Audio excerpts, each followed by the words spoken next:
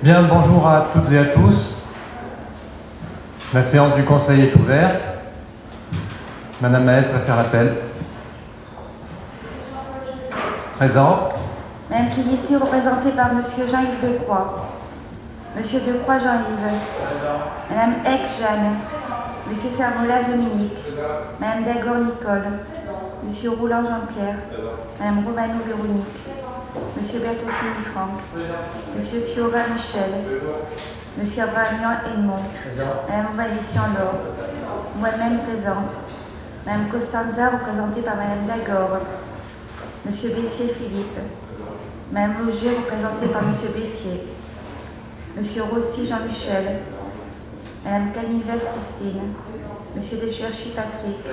Monsieur Garrido Laurent représenté par Monsieur Roland. Monsieur Corbani Bruno. Madame Coudray Laetitia représentée par Monsieur Siora. Madame Cossaliero Sophie. Monsieur Pailix Christian. Monsieur Coarza Patrick représenté par Madame Reg. Monsieur Delot Christian représenté par Monsieur Palix. Monsieur Champion Yannick. Madame Reg Elisabeth. Madame Sergio Floriane. Bien, pour commencer, il convient d'approuver les procès-verbaux des conseils municipaux du mardi 30 juin, jeudi 9 juillet, mercredi 15 juillet. Est-ce que quelqu'un a des observations? Madame Dagor. Je voudrais juste faire une petite remarque, en fait, réitérer la remarque qui avait été faite par Monsieur Delot la semaine dernière.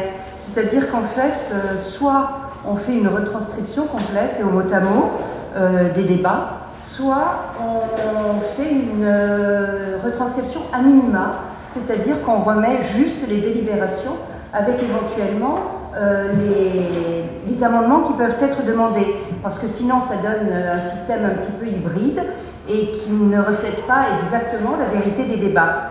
C'est-à-dire qu'en fait, et la loi permet de faire se relever à minima des délibérations.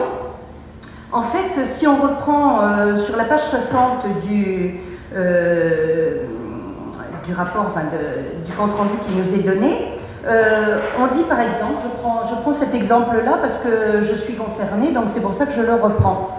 En fait, on dit dans la dernière phrase que Monsieur le maire explique à Monsieur Decroix qu'il aurait dû se rapprocher de la directrice financière et que ça n'a pas été le cas, contrairement à ce qu'avait annoncé Monsieur Decroix lors du précédent conseil municipal. Monsieur le maire demande alors à Madame Dagor d'éviter de manifester de manière intempestive. Alors je reconnais qu'enfin, intempestive est peut-être un terme un peu fort, dans la mesure où c'est vrai que j'ai pouffé, j'ai levé les yeux aussi. Vous ne voulez pas en venir alors, voilà, au fond du problème? Oui, le fond du problème c'est ça. C'est que si on relate que Monsieur le maire me demande de faire attention à une remarque, enfin à une attitude qualifiée d'intempestive, il faut dire... quelle est votre demande, s'il vous plaît? Oui, mais j'y viens, monsieur, si vous me laissez finir. Si je ne suis pas Monsieur Siora, vous n'êtes pas invité à prendre la parole. Bon, ben vous la prenez, c'est comme vous voulez. Quoi qu'il en soit, je termine. Si j'arrive à terminer, je termine. C'est qu'en fait, ma réaction, le fait que j'ai poussé, n'était qu'un sentiment, enfin qu'une manifestation. Bon, venez-en au fait, s'il vous plaît, Madame Dagor. Oui, si vous arrêtez de m'interrompre, je vais y arriver. Non, vos détails n'intéressent personne. Si, ils sont importants. Bon, alors venez-en en fait, s'il vous plaît, Madame. Donc, je disais qu'en fait, ma démonstration n'était que le reflet d'une exaspération à une attitude complètement... Venez-en en fait, s'il vous plaît, Madame Dagor. J'explique, ça n'est pas dit dans le compte rendu. Donc, alors, quelle est votre demande? Quelle est votre demande? J'y arrive. Je voudrais qu'il soit dit qu'en fait, quand nous avons une réflexion comme ça, que la totalité du débat soit comprise. En l'occurrence, je vais arriver à terminer peut-être.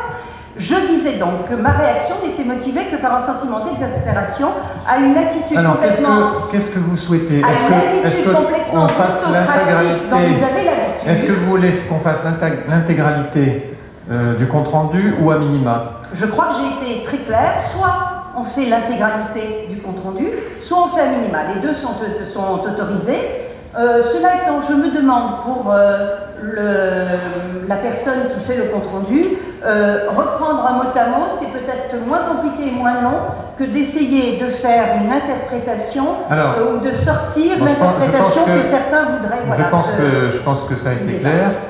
Le souhait qu'on avait, c'était d'éviter de faire perdre du temps aux employés, aux agents de la DGS, vu qu'il y a un nombre considérable de conseils municipaux.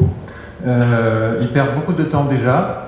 Donc, si on a le choix entre le faire à minima et faire un compte-rendu complet, je pense qu'à ce moment-là, on choisira le compte-rendu à minima. C'est vous qui choisissez. Simplement, voilà, enfin, c'est plutôt Non, mais normalement vous donnez le choix entre les deux. Voilà. Qui peuvent être faits en séance Voilà. aussi. Et Donc c'est un relevé de décision, voilà. en fait, simplement. Et Donc, c'est la vidéo en cas de contestation. Donc, qui sera quoi. si vous êtes d'accord, donc minima plus amendement. Bien. Oui. Monsieur Panis. Oui, j'aurais quelques rectifications. C'est pour le PV d'abord du 30 juin, page 12, dernier paragraphe. C'est l'intervention de Jean-Yves Decroix et pas celle de M. Delot. Il faudra rectifier. Voilà. Le PV du 9 juillet 2015, première intervention, page 1. M. Delot a félicité la principale du collège, le personnel administratif, les enseignants et les élèves. Il faut rajouter les enseignants qui ont été oubliés dans la retranscription. C'est important. Le PV du 15 juillet 2015, page 7, questions diverses, lignes 4 et 6. M. Delot a évoqué le conseil régional et pas le conseil général. Donc faire rectifier également. Voilà. Ça sera fait. Donc pour les 3 PV, qui est contre? Qui s'abstient? Qui est pour?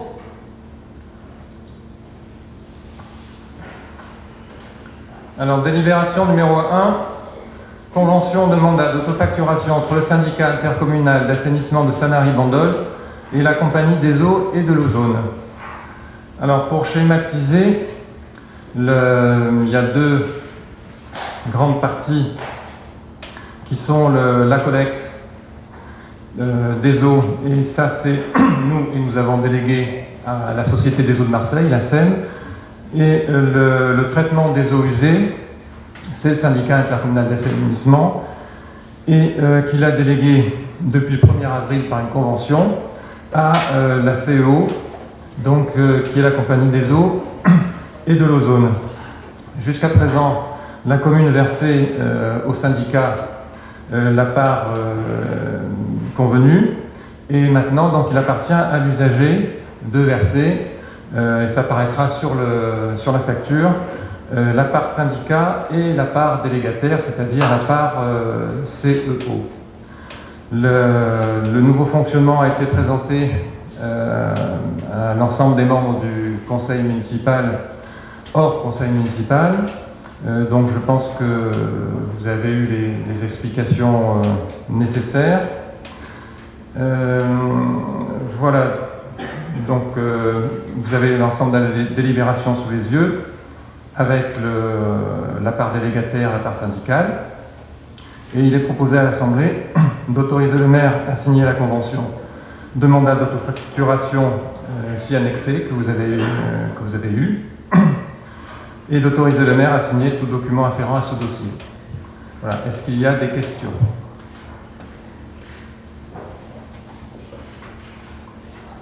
Alors, s'il n'y a pas de questions, nous allons passer au vote. Qui est contre? Qui s'abstient? Qui est pour?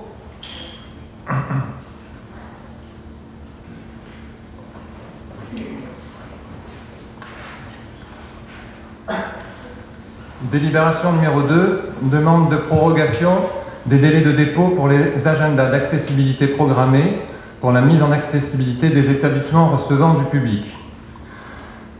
Il y avait, je résume la délibération, un groupement de commandes qui a été passé entre la commune de Bandol et la communauté de communes de Sud-Sainte-Baume en mai 2014, donc à l'époque où nous étions encore communauté de communes.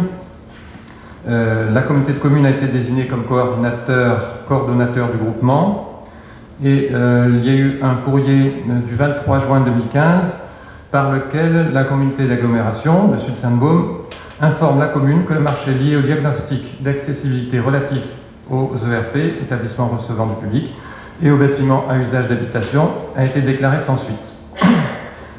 Donc il a été demandé à la commune de relancer le marché. Cependant, la date limite de dépôt de cet agenda avait été fixée au 27 septembre 2015 et donc les délais sont trop courts, même si le marché a bien été lancé par la commune.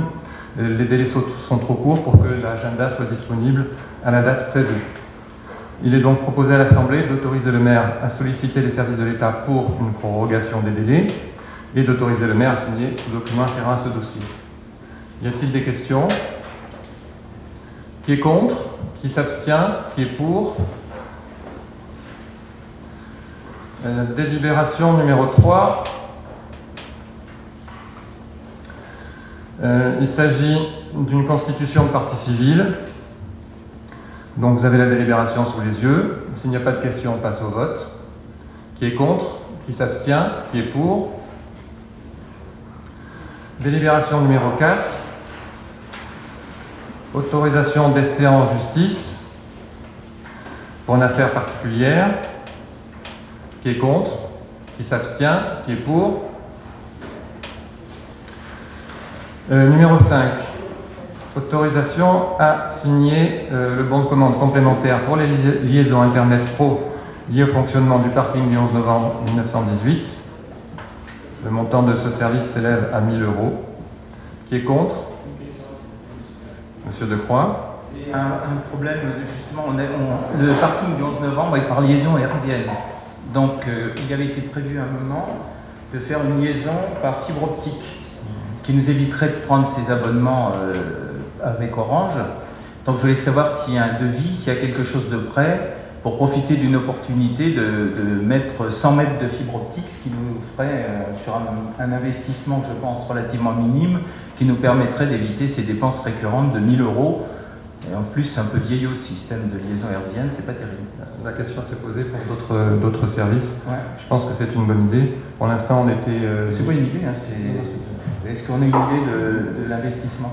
Pour l'instant, effectivement, on était limité par des problèmes de coût, mais je pense que ça vaut le coup de chiffrer ça. Oui, qu'on ait au moins ça en réserve et qu'on puisse le Donc faire. la directrice du service informatique va s'en occuper. Délibération numéro... pardon, on va pas passer au vote. Si. Alors, qui est contre? Qui s'abstient? Qui est pour? Délibération numéro 6. Donc, autorisation du maire à signer le marché d'entretien et travaux sur le réseau d'eau pluviale. Qui est contre? Qui s'abstient? Qui est pour? Numéro 7, Monsieur de Cherchy. Oui, donc il s'agit de raccorder 2 caméras de vidéoprotection au réseau électrique. Donc ces 2 caméras sont actuellement hors service puisqu'elles fonctionnaient donc sur batterie. Les batteries ont une durée de vie de 3 ans. Et le coût de remplacement des batteries est de 3 973 € et le raccordement au réseau électrique donc, sera de 5 867 € hors taxe donc, pour raccorder ces caméras et pour éviter donc, de remplacer les batteries tous les 3 ans. Donc, il est proposé à l'Assemblée d'autoriser le maire à signer le bon de commande relatif aux fournitures définies ci-dessus et d'autoriser le maire à signer tout document afférent à ce dossier. Qui est contre? Oui, Monsieur Roland. On fait une ligne aérienne pour aller alimenter ces caméras, alors qu'on pourrait peut-être y mettre des panneaux photovoltaïques. Probablement, mais certainement. Alors qu'on s'évertue à enterrer les lignes aériennes un petit peu de partout, c'est dommage de mettre 100 mètres de ligne aérienne, là, alors qu'on a peut-être des solutions alternatives. Le coût serait certainement beaucoup plus élevé en mettant des photovoltaïques. Si on n'a pas, à mon avis, il faut qu'on le demande. Le coût. Oui, on peut le demander. Ah, mais voilà, le coût d'entretien, le coût de fonctionnement après. Tant pour les caméras ou avec Non, uniquement pour 400 mètres de câble aérien plus 100 mètres de câble aérien. D'accord, ok. Donc c'est le raccordement avec un disjoncteur qui va avec, donc les caméras. Donc c'est donc une ligne tirée jusqu'au réseau électrique. Parce qu'on avait regardé une époque, effectivement, avec le capteur photovoltaïque, il y a des possibilités maintenant. Alors ce qu'il faut savoir que le capteur photovoltaïque, c'est l'entretien aussi après. Donc ça se revend indéfiniment, alors qu'un câble, il n'y a pas de raison, au moins d'aller couper le câble, il n'y a pas de raison que le câble... Non, mais il y a une consommation gratuite dans notre cas, donc il faut regarder le point d'équilibre. Et l'esthétique aussi, qui n'est plus du tout la même, 450 mètres de tube, de ligne câble. aérienne. crois qu'il faut intégrer cette réflexion avec l'ensemble des enfouissements prévus. Donc je ne sais pas si M. Abramian a quelque chose à dire là-dessus, mais il y a tout un programme qui a un coût et qui dépend du Sémiélec. Il faut voir au niveau des puissances. Voilà, par rapport au photovoltaïque quand même. Non, mais C'est pas évident, peut-être l'équipe. Non, mais je pense qu'en. Pour l'éclairage public, oui, puisque c'est à bas certaines. On s'était là, engagé. la puissance, je sais pas. Non, mais si tu veux, là-dessus, il y a aussi une vision un peu plus Oui, long oui, terme. oui. On s'était engagé dans le développement durable sur un certain nombre de choses. Je pense que ça fait partie de la logique aussi, c'est-à-dire se préparer au futur et pas rester avec des situations qui sont, bon, certes éprouvées, mais qui ne sont pas forcément pour moi les situations. Déjà, on pourrait l'intégrer sur un projet global, mais là, comme il se campagne, on a besoin. Bien. Qui est contre? Oui, M. Palif, pardon. Moi, je suis tout à fait contre le fait de mettre de l'aérien, puisque on avait une programmation d'enfouissement et chaque année, on enfouissait les lignes électriques. Et là, on va remettre des lignes électriques aériennes. Moi, je suis contre ce processus. C'est parce qu'il n'y a pas d'autres possibilités pour alimenter les caméras pour l'instant. Pour l'instant. Donc c'est ça ou les batteries. Donc si vous préférez qu'on remette des batteries, Ça n'empêche pas d'avoir un programme d'enfouissement à long terme. Nous coûteront 4 000 €, donc tous les 3 ans. Non, mais c'est dommage qu'on n'ait pas chiffré avant ce que coûtait un enfouissement ou une ligne électrique. Voilà, c'est dommage, c'est de l'imprévision. Peut-être de votre part, puisque quand vous avez mis les caméras, il aurait fallu prévoir l'enfouissement et l'alimentation. Puisque maintenant, il faut ouvrir des enrobés qui ont été faits récemment. Oui, c'était en 2011. Et je vous signale que moi j'ai mis 47 caméras, vous n'en avez mis aucune. Voilà.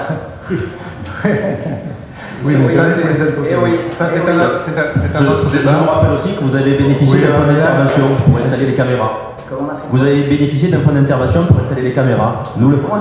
Un fonds d'intervention pour installer les caméras. Nous, le fonds d'intervention, on a fait notre demande donc, pour la radio, donc pour remplacer la radio pour la police municipale. Mais monsieur de Cherchy, je vous signale que moi j'ai bénéficié de beaucoup de fonds. Des fonds de concours notamment. Les fonds d'intervention. Les fonds d'intervention. Les fonds d'intervention, on ne peut répondre uniquement lorsque le ministère propose ses fonds d'intervention. Voilà. Le ministère n'a pas proposé de fonds d'intervention pour installer une nouvelle caméra pour l'instant. Vous êtes passé au bon moment, vous avez bénéficié de ces fonds d'intervention.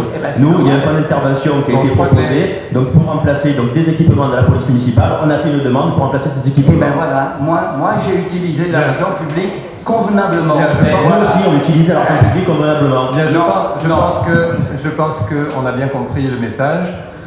Pour l'instant, pour faire fonctionner ces caméras, on soumet cette délibération à votre vote et le projet d'enfouissement est un projet plus global, tout à fait intéressant et à l'étude.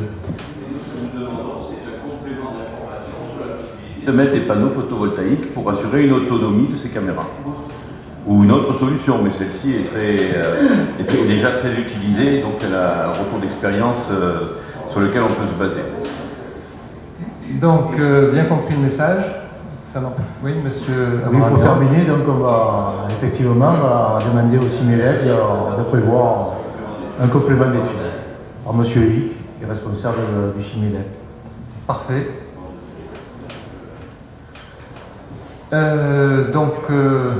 On passe au vote. Qui est contre? Qui s'abstient? Qui est pour? Donc je pense qu'elle est rejetée. C'est vraiment dommage pour les bandolets parce que donc on ne pourra plus assurer la sécurité de la totalité du territoire parce qu'il y a 2 caméras qui ne sont pas fonctionnelles. Alors je ferai observer simplement qu'il est regrettable de profiter du fait que vous avez la majorité au Conseil entre une partie de la majorité, de l'ex-majorité et de l'opposition, effectivement pour faire traîner des projets qui sont importants pour la sécurité des bandolets. Voilà, donc nous allons passer à la délibération numéro 8. Non, c'est bon, on va passer à la délibération numéro 8. Alors, délibération numéro 8, autorisation du maire à signer le bon de commande pour l'appel du concours de pêche et pour le vernissage de l'artiste Hubert Garnier. Alors, voilà, vous dites ce que vous voulez, mais vous n'êtes pas obligé de devenir tout rouge, vous l'énerver. Alors maintenant, nous passons à la délibération numéro 8. Alors, la délibération numéro 8, c'est terminé, monsieur Decroix. C'est pas la peine de hurler, monsieur Decroix. Monsieur Decroix, c'est bon. Alors, monsieur Decroix, monsieur Decroix, délibération numéro 8, que je viens de lire. Pour une... Madame Dagor, je vous prie de ne pas insulter monsieur Decroix. Vous êtes... je suis désolé, vous avez dit à monsieur Decroix de fermer ta gueule. Ça n'est pas convenable. Alors le montant des fournitures s'élève à 245 €. Et donc, bien entendu, il faut une délibération maintenant pour des fournitures qui s'élèvent à 245 €. Qui est contre? Qui s'abstient? Une question pour les 245 €? Non, pour savoir le vin que vous avez choisi et la quantité, parce que Alors. c'est un petit veste, mais... Merci Madame Règle. Qui est contre? Un bon vin, je l'espère. Qui est contre? Qui s'abstient? Qui est pour? Délibération numéro 9. Autorisation du maire à signer le bon de commande. Commande de 2 gerbes de fleurs dans le cadre de la cérémonie patriotique du 21 août pour un montant de 133 €. Pas de commentaire. Qui est contre? Qui s'abstient? Qui est pour? Délibération numéro 10, monsieur Servolas. L'autorisation du maire à signer le bon de commande relatif à l'insertion publicitaire pour la promotion des animations du mois d'août pour un montant de 1692 € TTC. Donc ça concerne, si vous voulez, je vous dise la délibération. Non, c'est bon. Voilà. Qui est contre? Qui s'abstient? Qui est pour? Lancer les assertions publicitaires pour le mois d'août. Délibération numéro 11. Monsieur Bertoncini. Autorisation du maire à signer les bons de commande de la location de 39 parasols pour le Forum des sports et des associations pour le samedi 5 septembre. Donc on va louer des parasols, comme vous savez, qui sont attachés aux associations protégées pour le soleil. Donc c'est à 39 parasols, ça revient à 70 € pièce, c'est pour un coût total de 2730 €. Qui est contre? Qui s'abstient? Qui est pour? Monsieur Bertoncini. Animateur à micro et qui met la musique et qui anime et qui présente les associations. Donc voilà, c'est pour la journée, c'est un coût de 200 €. Qui est contre? Qui s'abstient? Qui est pour? Numéro 13, Madame Eck. Autorisation du maire à signer le bon de commande relatif aux étiquettes code barre de la médiathèque pour un montant de 33,97 € TTC. Qui est contre? Qui s'abstient? Qui est pour? Numéro 14, Madame Eck. Autorisation du maire à signer les bons de commande relatifs aux revues et abonnements annuels de la médiathèque pour un montant au total de 261 € TTC. Qui est contre? Qui s'abstient? Qui est pour? Numéro 15, Madame Romano. Organisation d'une activité canoë-kayak, parcours en hauteur et VTT par l'accueil de loisirs sans hébergement, les Arbousiers. Autorisation du maire à signer le bon de commande qui s'élève d'un montant de 2325,60 € TTC pour les 2 jours d'activité. Qui est contre? Qui s'abstient? Oui, Madame Règle. Pour la sortie en VTT, il n'y a pas précisé s'il y avait moniteur ou pas. Ça c'est précisé pour le kayak, mais pas pour le VTT. Oui, s'il y avait moniteur, bien sûr. D'accord, comme Oui, comme le premier. Donc, qui est contre? Qui s'abstient? Qui est pour?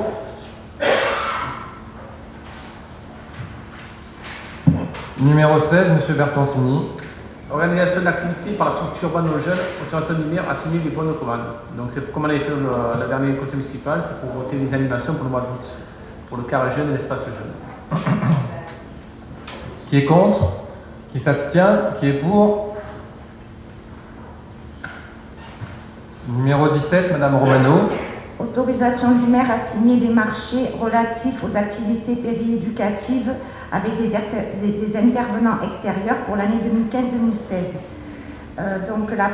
Pour la première période, activités créatives et culturelles pour un montant de 1 970 € et toujours pour la première période en activités sportives pour un montant de 2 445 €. Qui est contre? Oui. Madame Dagor. Question, est-ce qu'on pourrait nous donner une idée de l'évolution des tarifs? C'est-à-dire qu'aujourd'hui on parle de 30 € de l'heure, on est passé, c'est une augmentation, il y a eu, je ne sais pas, non, c'est la même. Et alors pourquoi d'accord, et pourquoi les petits débrouillards, ils n'ont droit qu'à 25 € et pas à 30 €? C'est pas qu'ils ont droit, c'est qu'ils ont demandé. Ah, c'est eux qui demandent moins. Pourquoi les autres ils demandent pas moins? Ils en veulent pour dans ce cas-là. D'accord. On va faire des économies. Qui est contre? Qui s'abstient? Qui est pour? Alors, délibération numéro 18, modification de la délibération numéro 31 du 23 juillet 2015, mission d'architecte, conseil de la ville de Bandol, indemnité kilométrique. Cette délibération a été modifiée simplement pour éviter d'avoir à revoter indéfiniment. Et donc, on n'a pas fixé de tarif précis, mais simplement indiquer que le taux des indemnités kilométriques sur la base du barème forfaitaire applicable aux salariés du droit privé tel que défini chaque année par l'administration fiscale. Voilà, donc cette modification est soumise à votre vote. Qui est... Monsieur Palix. On ne peut pas éventuellement appliquer le barème des élus, ce qui nous ferait une économie substantielle au lieu d'appliquer le barème de droit privé. Est-ce qu'on est tenu? Est-ce qu'il y a une loi qui l'impose? Non, c'est pas imposé, c'est un choix. On ferait des économies. Parce que je pense que le barème des élus est beaucoup plus bas que celui qu'on nous propose. Mais justement, l'architecte conseil n'est pas un élu.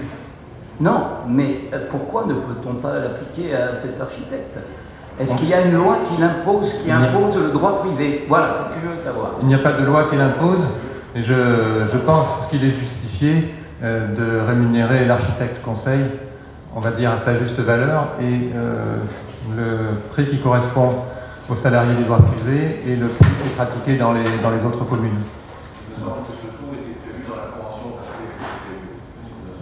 C'est la raison pour laquelle il est mentionné au paragraphe précédent une erreur dans le contrat proposé par le CAUE. Voilà, donc je soumets cette délibération à votre vote. Qui est contre? Qui s'abstient? Qui est pour? Je vous remercie. Délibération numéro 19. Donc, marché, entretien des fontaines publiques. Qui est contre? Monsieur Rossi. Oui, j'aurais voulu savoir s'il y avait une compétence spécifique pour exercer ce marché que nous n'aurions pas en mairie. Vous savez que c'est un point qui me tient à cœur.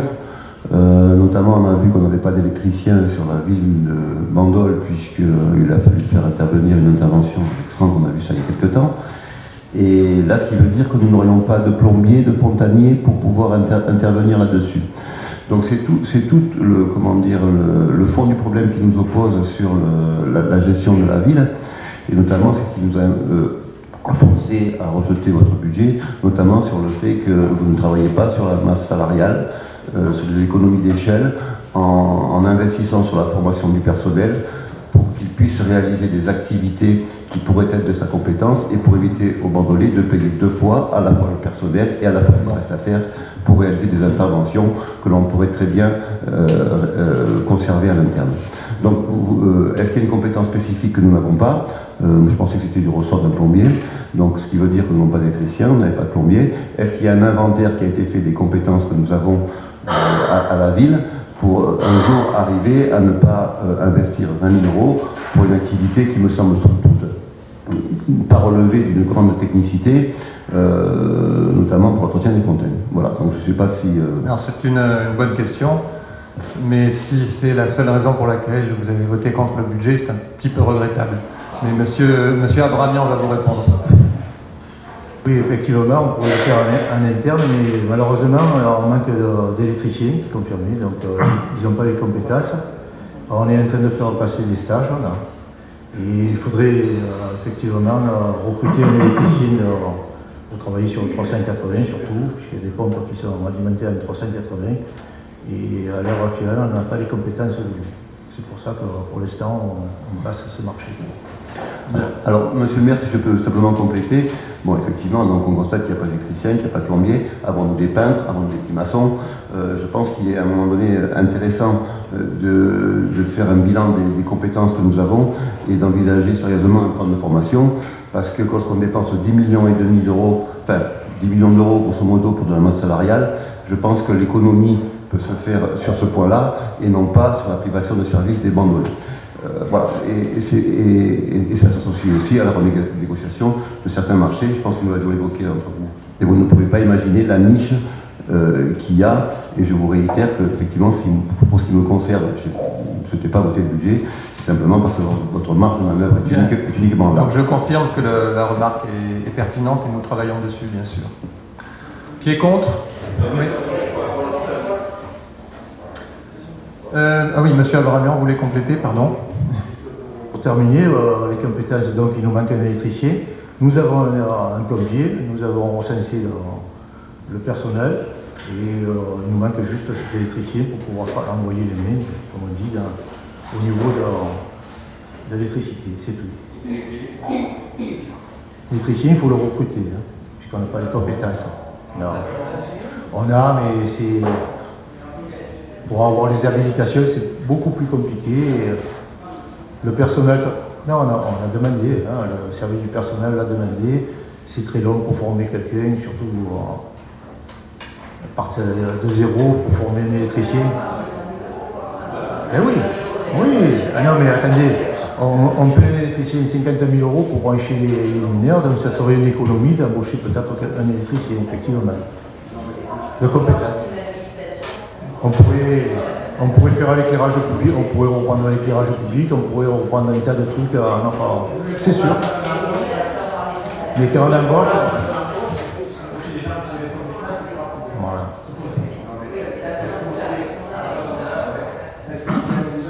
Quelqu'un qui a un CAP d'électricien, qui peut changer une pompe, je m'excuse, c'est du travail hors tension. À minima, c'est du travail hors tension, donc il n'y a pas besoin d'avoir une... Monsieur, si vous avez travaillé à l'EDF, vous connaissez très bien le problème. Un B1 ou un B0V suffit pour changer une pompe, je m'excuse. C'est une formation de surveillant électrique, c'est même pas une formation d'électricien en soi-même. Nous n'avons pas les compétences au niveau du personnel. Pour remplacer une lampe d'un truc, on a passé, c'est les premiers niveaux, mais au-dessus, on n'a pas les compétences. Non, pas bien, je pense que ce sera le rôle de la nouvelle équipe, effectivement, de travailler là-dessus pour essayer d'avoir une vision à long terme. J'allais le dire. Bon. Monsieur Abramian. On n'a pas encore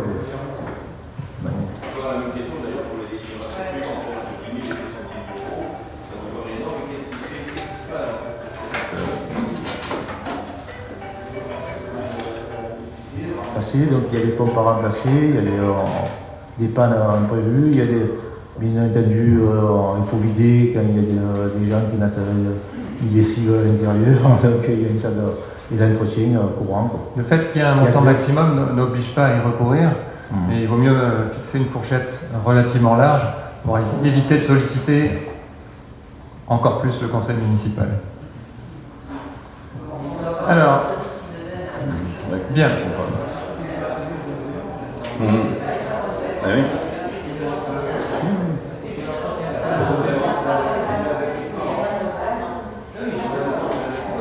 Voilà. Bon. C'est bizarre. Alors, qui est contre? Qui s'abstient? Qui est pour? Alors, délibération numéro 20. Donc prestation d'impression et d'édition.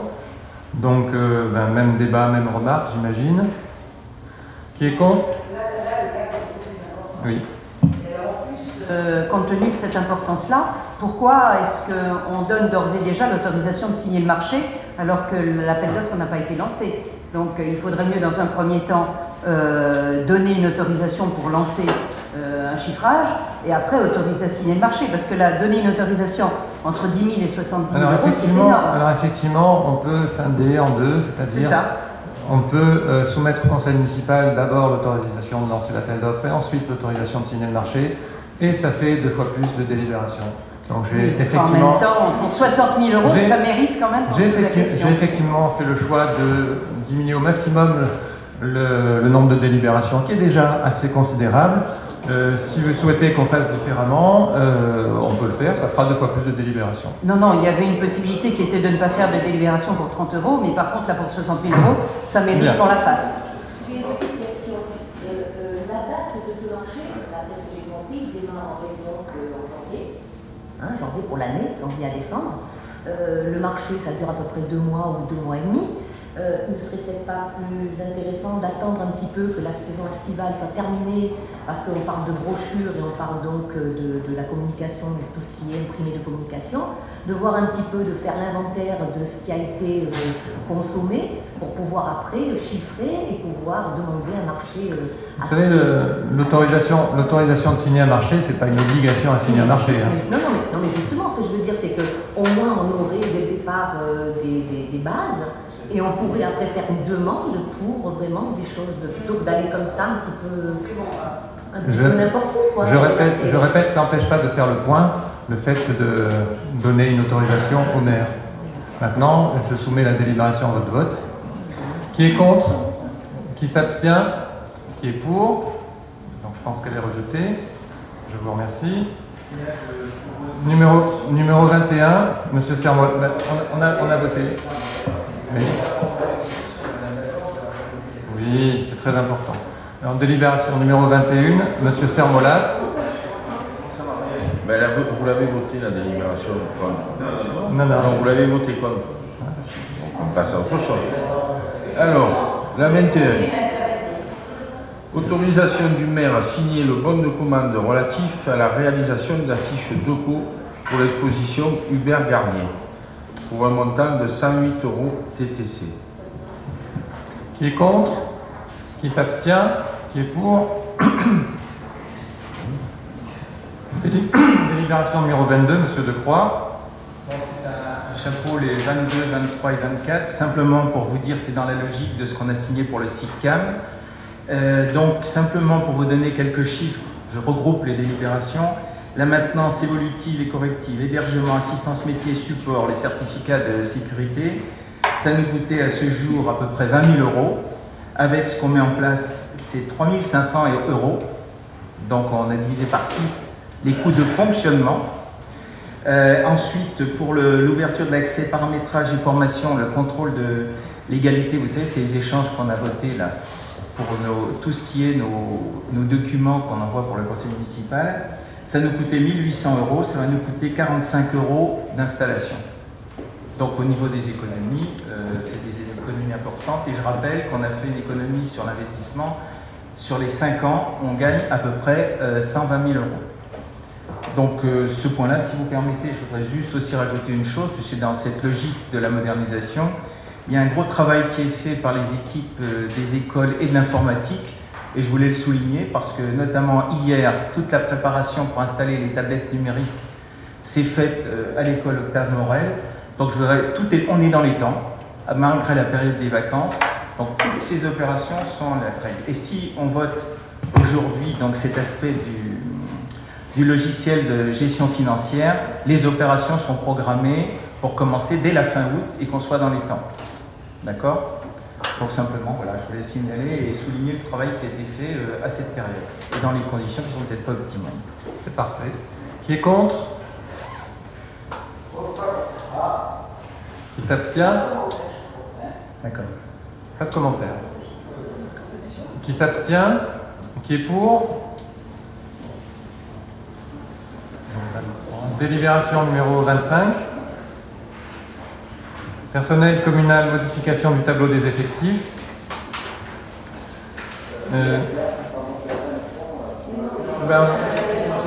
Monsieur Decroix avait proposé de grouper.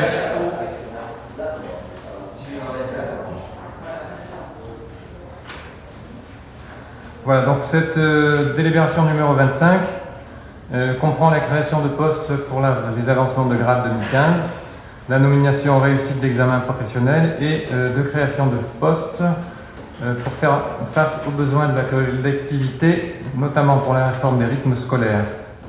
Et comme d'habitude, les postes ne peuvent pas être transformés, mais créés ou supprimés. Pour la création du poste d'enseignement de langue étrangère, il ne s'agit pas d'un recrutement complémentaire, mais d'un ajustement du temps de travail, qui passe d'une heure à 1h30 à 1 heure. Et pour le second poste de non titulaire, il s'agit de pallier à l'absence de 2 agents à la halte garderie. Par conséquent, il est proposé à l'Assemblée de créer les postes budgétaires justifiés par tout cela. Et pour les titulaires, un poste de rédacteur principal 2e classe, un poste d'adjoint administratif principal 2e classe, adjoint technique principal 1re classe, adjoint technique principal 2e classe, 6 postes d'adjoint administratif 1re classe, 9 postes d'adjoint technique de 1re classe, un poste d'ADSEM principal de 1re classe, un poste d'adjoint d'animation 1re classe et un poste de brigadier chef principal. Et pour les non-titulaires permanents, donc un poste d'enseignant de langue étrangère, un poste d'auxiliaire de périculture en 1re classe. Il est proposé de fixer le tableau des emplois de la commune tel que défini ci-dessus et d'autoriser le maire à signer tout document. Qui est contre? Qui s'abstient? Qui est pour? Je vous remercie, le conseil est terminé.